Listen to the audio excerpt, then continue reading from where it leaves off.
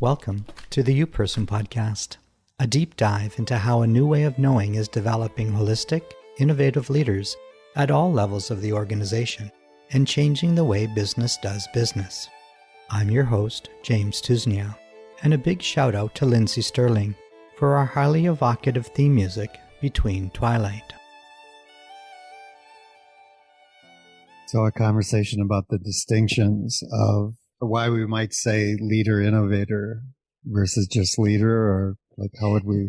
Yeah, it's more along the lines of, I made a note that said innovator first and foremost, because you were talking about bringing something into form, then working with the people, your team, other people, and that's the leadership aspect of it. So it wasn't an entrepreneur leader conversation. It was an innovator conversation. And it was the innovator aspect I hadn't heard you talk about that before. Yeah, I think that originally came up when we were looking at the website stuff, looking at, we're putting the emphasis on a 6.0 leader and then, yes, a 6.0 leader innovator. So the distinction of when you're saying you can't solve the problem on the level it shows up on, and that to lead, give direction to, and steward the 5.0, the incoming, ushering into a 5.0 society, you would need to be a 6.0 leader to steward the 5.0 society. And we were saying that, yes, a 6.0 leader innovator or a 6.0 innovator. And at that level of innovation, leading from that level of innovation, a 6.0 innovator leader. Maybe even it's more appropriate to say a 6.0 innovator leader than a leader innovator. The whole inception beginning of ushering into a 5.0 society is in itself a new way of knowing and a new way of doing business from a new way of knowing. So that is itself by definition an innovation. So then leading from that place would be a 6.0 innovator who then from that place leads 6.0 stewardship. I feel like I would also like to add a piece around co-creator, because if I look at the 6.0 leader as us as a team, co-founders of this body of work, and ones that are ushering in the how of the 6.0 leader, and what was really important for us was that it was a true co-creation with us together and a spirit. So one of the things you could say about that is a distinction of a 6.0 innovator leader is the co-creation with life that wants to happen, that it's a co-created with a future that wants to happen, that the innovation and leadership is coming from that co-creative dropped-in presence, co-initiating, co-sensing, co-presencing in the co-creating and co-evolving of the future that wants to happen. There's a little bit niggling at me there, around co-sensing, dropped in, all of that there's something for me about the distinction between an ability to do that and an ability to co-collaborate. Those are two different things to me, and they both need to be present as skills. Sure. Well, to co-innovate, co-create, co-evolve, that there's a reason that the co-sensing and co-initiating comes before that. So yeah, if you're not doing that, then you're not actually co-anything. Okay. So Jill, you were talking about leadership programs that you had done in the past. And you say there was a way that what you noticed from that to this conversation. Do you want to bring that back around? We talked about leadership in a couple of ways. One, who or what gives a leader being a leader? Who gives, I don't have a good word for it yet. I'd have to go back and review a bunch of things, but what gives a leader is the team. The team gives the agreement. Like you can declare yourself to be a leader, but if there's no team, if there's nobody that gives that kind of permission isn't the right word, acceptance. Like, for example, I'm a CEO because there's acceptance in the business community that a CEO has a certain say and leads an organization, and there is acceptance of that or agreement, or an agreement in reality about that. I could say I'm a leader, but if think what has been said before, have a platform in which people say, yes, you are a leader. Not that you have to have external, there's a difference between the kind of resonance that will build, that is, I'm not having good language today, guys, that builds the acceptance of the leader. There's not a leader. Like if I could try and do the same things in Burgerville, not as a CEO, and would not be able to lead without the kind of authority is not a good word for it either. I need to do a little more getting back into some of that material because I so let it go when I came back. But like leadership is granted by the people. Yeah, leadership is granted by the people you're leading. So now you're talking about principles of leadership, and that's great. And that's a conversation. The conversation we were having now, though, was about innovator leader. How would you apply what you're saying? It wasn't so much about leadership, and we were saying that the Hugh Person Project isn't just about leadership. So the point of the conversation is the distinction about innovator leader. Mm-hmm. How would you apply what you're looking at around that to the innovator leader? Yeah. A person who is an innovator leader has to be able to step into unknown territory, be a 6.0 leader, because innovation isn't about the science of it or the technology about it. Innovation happens when it transforms or alters a practice. So the iPhone, for example, is not the innovation. What the innovation is that it changed how we buy music. It changed how we watch movies. It changed how we talk to each other. And so the innovation itself, it wasn't the science or technology. It is somebody altering a practice. And you do have to be standing in that place, and the operating system, we would call it the map and the meta map, to be able to see the incoming, to see the glimmer coming in on the horizon, and that you beginning to track that, and then you bringing that innovation forward. It's a both and as a leader innovator, because you could say Steve Jobs was a leader innovator because he not only had the being granted the leadership, but he also put together the kind of system and structure that an innovation could happen, and permission that an innovation could happen inside of. And it was his willingness to be in the unknown from his intention, looking to see what was incoming and what was condensing and then how it needed to get put together, that he actually came up with the phone and the transformation of practice that occurred out of that, both for business and building a platform business like he did in 2007. And then that platform bringing forward the iPhone with all of the developers that actually had it become an innovation, like the developers provided apps that started to alter the practice that we human beings had. So there's something about understanding that there's a criticality of developing oneself as a 6.0 leader, and then also building the skill, which happens in this operating system, building the skill for watching the incoming and seeing what that informs and seeing how that comes together in a way that can alter a person's, not just a person, but a world of practice, I suppose, would be a way to say it. And you could say that within the Hugh Person Project operating system is for that ability to see the incoming from a different structure of mind is what makes it a 6.0 innovator that then you would bring to the 6.0 leadership. That different structure of mind, the, let's say, more vertical structure of mind that would allow you to read life and read the incoming waves in such a way that you would catch the call of the future that wants to happen, which would be the place from which the innovation would come. Then the 6.0 leader aspect of that would be the ability to bring that to the team and to bring that into some kind of fruition from that higher structure of mind as a leader with the innovation. Yeah. Really important. I've said many important things, but one of the important things is without an ability to systematically generate recurrences in terms of what you're observing of emergent phenomenon, reading the book of life, reading the incoming waves. Without that ability, you won't be able to innovate. And that is one of the hallmarks of a 6.0 leader.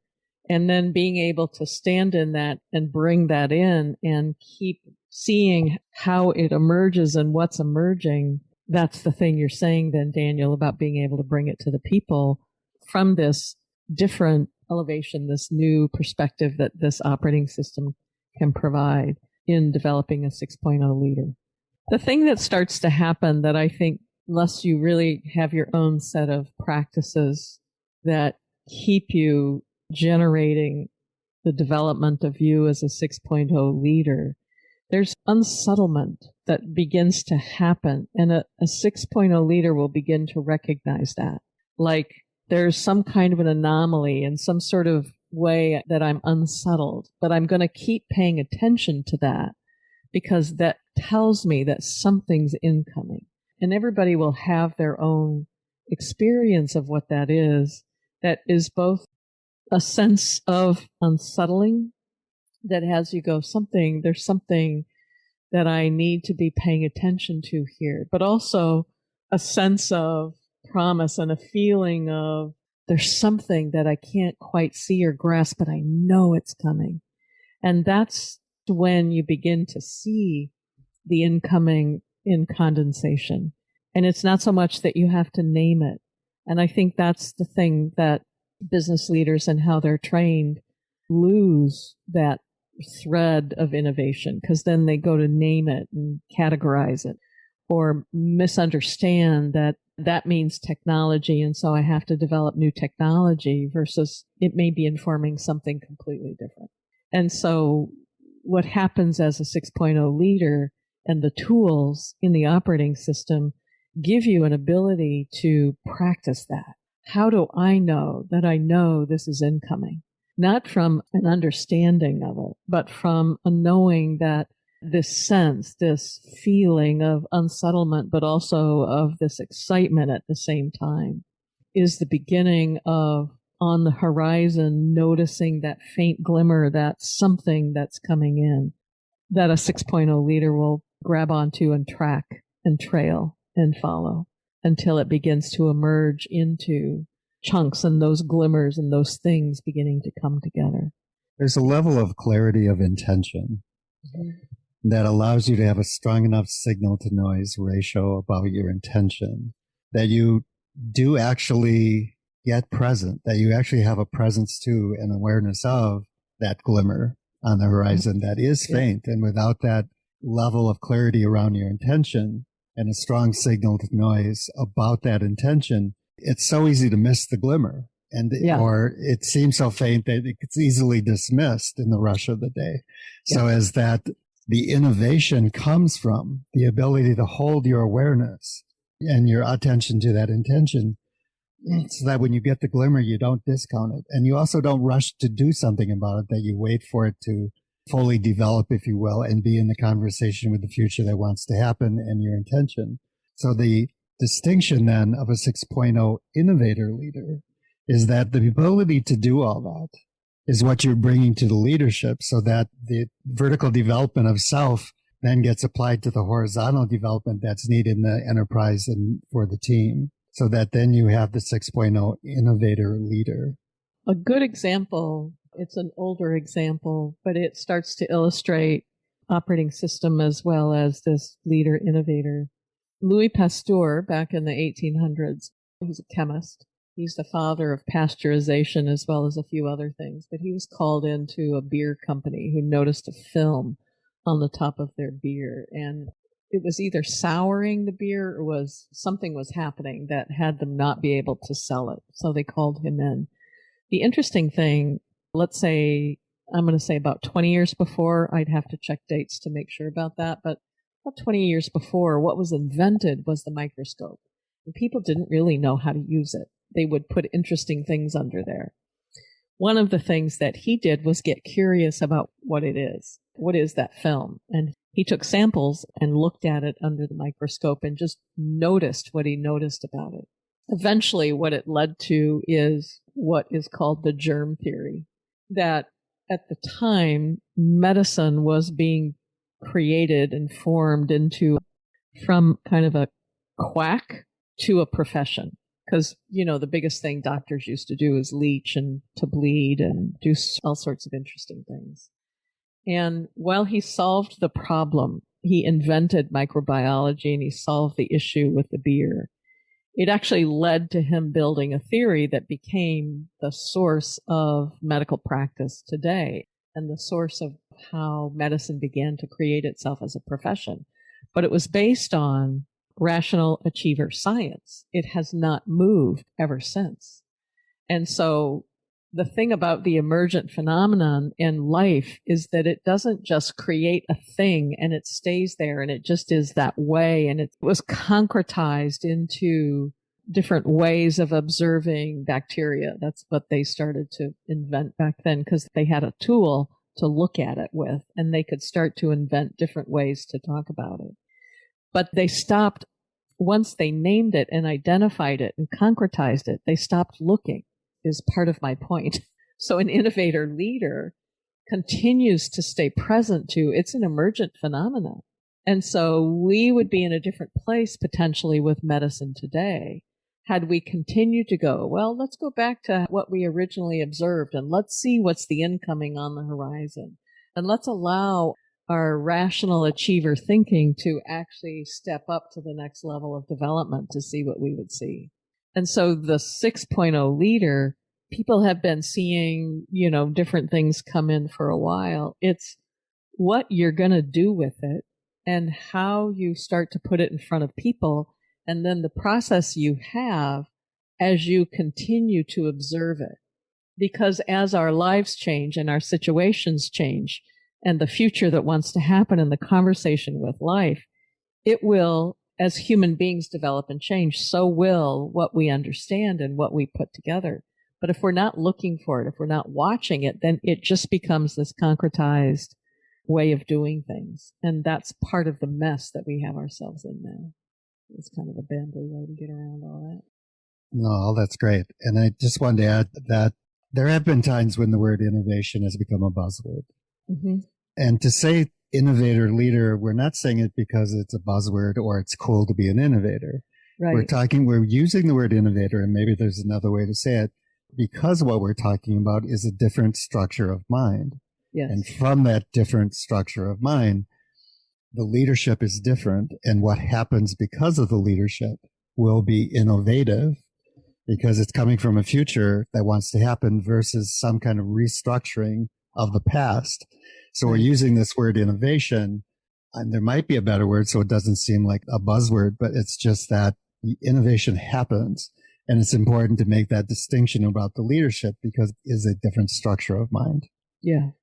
So I don't know if there's a better word, but it's important to make that distinction about leadership because it really is a very different way of knowing about what that makes it not just leadership. It means when we say the future that wants to happen, by definition, we're saying innovation. Yeah. We're saying not the past. And then we're also saying not a restructuring of the past or not just a restructuring of the past. Yeah. It really is transcend and include. So it really does describe that it will be new and different.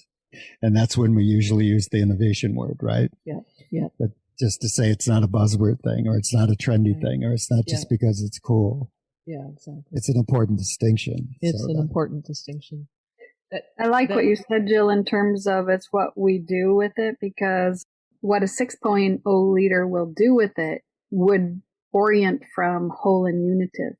Whereas with the example that you were giving in the beer, it turned into a way to, have ownership and minimized it into a particular ownership. I'll just say that.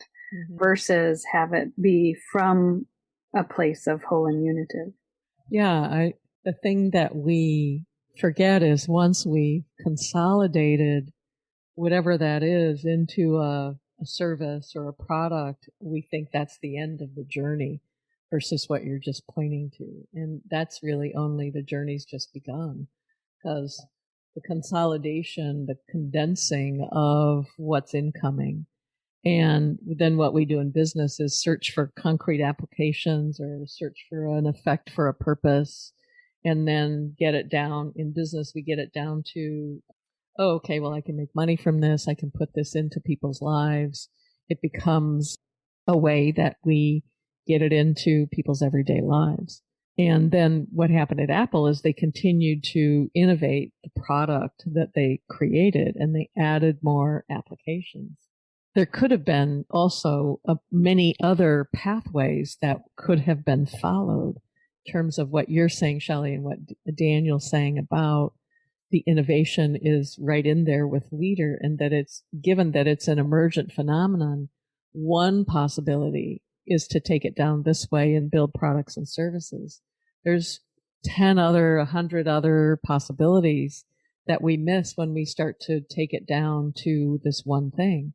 That's why waiting for knowing, and in one of our tools, there's an octave in which as the incoming is coming in and it begins to form with other chunks, waiting for a knowing of where it wants to go and how the universe, from this holistic unitive place that you're talking about, Shelley, is part of what we're going for as a 6.0 leader. Because it doesn't, sorry, I'm just getting frustrated about how to say it, but I'm hoping it's coming across enough that many times we miss the knowing and think, oh, that's it. Here I go. That's the product and service. And now we're going to put it out there. Versus waiting for the knowing in this conversation with life, connected to nature, connected to the ecosystems, is part of the holistic unitive perspective that is the 6.0 leader.